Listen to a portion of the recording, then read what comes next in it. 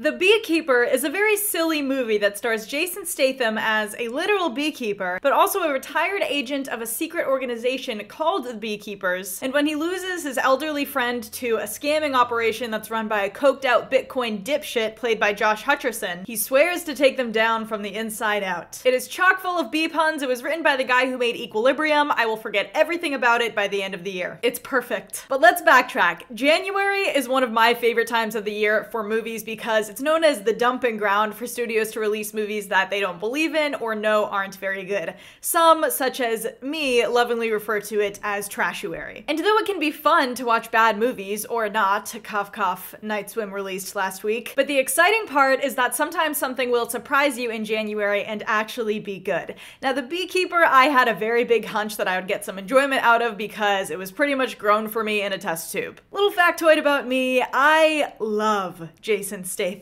Ever since the first time that I watched Guy Ritchie's Snatch, I have just loved watching him, but he's developed a really strong brand as one of our most reliable, old-fashioned action stars. That is exactly what The Beekeeper is. It's a vehicle for the action and for Jason Statham. Not everything can be John Wick 4, and I had such a fun time with this film because I went in with the proper expectations, and for that reason, it even surprised me in a couple of ways, especially because I was skeptical because David Ayer is attached to this film, a filmmaker who I don't always jive with. I mean, I think he's made some flat out really bad movies, but I don't even like End of Watch, which is like his most beloved movie. But fear not, if you've also felt hesitant because of David Ayer, I actually easily think this is his best film since Fury, and part of that is because he didn't write it. This was written, again, by Kurt Wimmer, and I poked fun at Equilibrium before, but I love Equilibrium for some of the same reasons why I enjoyed this film. And a movie like this is absolutely doomed if you can't create at least decent characters,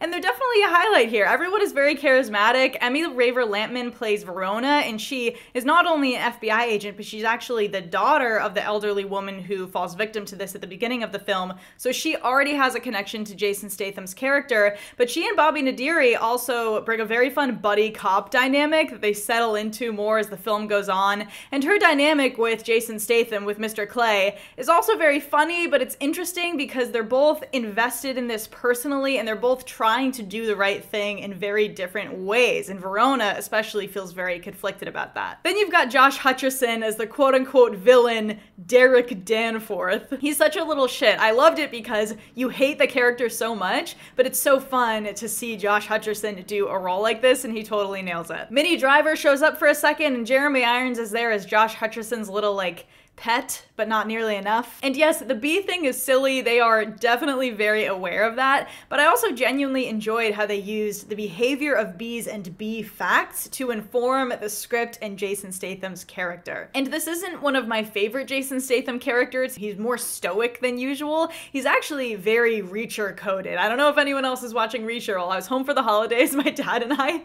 binged the whole thing and caught up, and I loved it, but this is kind of like very similar to Reacher. A lot of people are going to be comparing it to John Wick. I don't like that comparison because it has more to do with like the government, and that's why it kind of goes in tune with Reacher. Because this has a bit of a twist in the third act that I thought was really fun. They hint at it earlier on, but you can't tell exactly what the situation is, so when it's finally revealed, you're like, whoa, that was it? And it kind of sells the whole thing, entering just ridiculous levels, all logic to the wind, and that, I think, made it that much more fun. I mean, you have to go big or go home with movies like this. The moment I knew in the trailer exactly what kind of movie we were getting is when he single-handedly takes out like 8 armed FBI guys. But I was actually really impressed not only by the stunts and choreography here, props to the action team, but also the direction by David Ayer and the editing by Jeffrey O'Brien. The action is very clear and the sound design makes it intense. And it's all fun, even if I wish there was a bit more of it. I mean, Jason Statham does a lot of his own stunts, and there's one fight at the end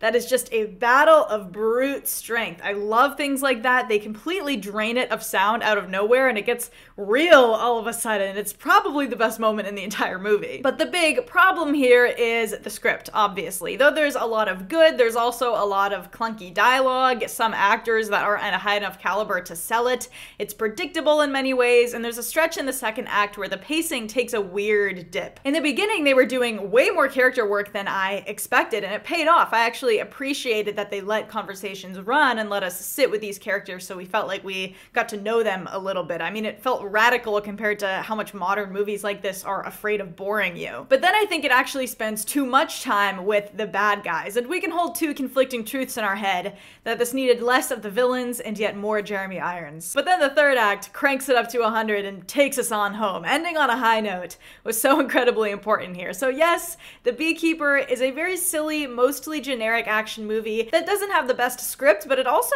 actually feels like a real movie. The action is legit, the colors are bright and crisp, the performances are fun. If you're able to go into this knowing what you're gonna get and be fine with that, I think you can have a grand old time with it. But know thyself. I mean, there's definitely gonna be a lot of barely positive ratings for this. I'm under no illusion that a lot of people are gonna think it's worthless trash, but I personally just get a huge kick out of action vehicles that know why you're there. You're there for the star, you're there for the action, you're there for the scenery chewing, and it's all here. So I'm going to give The Beekeeper 3.5 out of 5 stars. I was honestly a bit giddy like walking home from the theater after this because it just hit that exact 3.5 action movie sweet spot for me. It was everything that I expected and could have wanted it to be.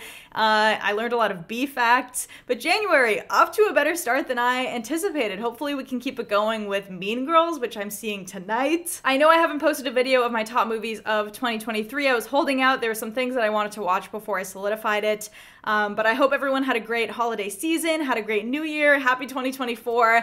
I am not sure going forward because I did in the new year want to make it a thing to get back on TikTok, which I am. So there's just a lot going on with TikTok, with the podcast, with YouTube, with my job. So I want to figure out what kind of content I actually want to make on here. I might save like rankings and stuff like that for shorter form content just because those videos are very time consuming to make.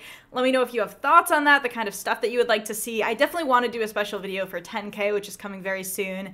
But anyways, I'm hoping to get a review out for Mean Girls very soon. Let me know your thoughts on The Beekeeper, guys. Don't forget to like and subscribe and keep an eye out for more videos soon. Thanks for watching.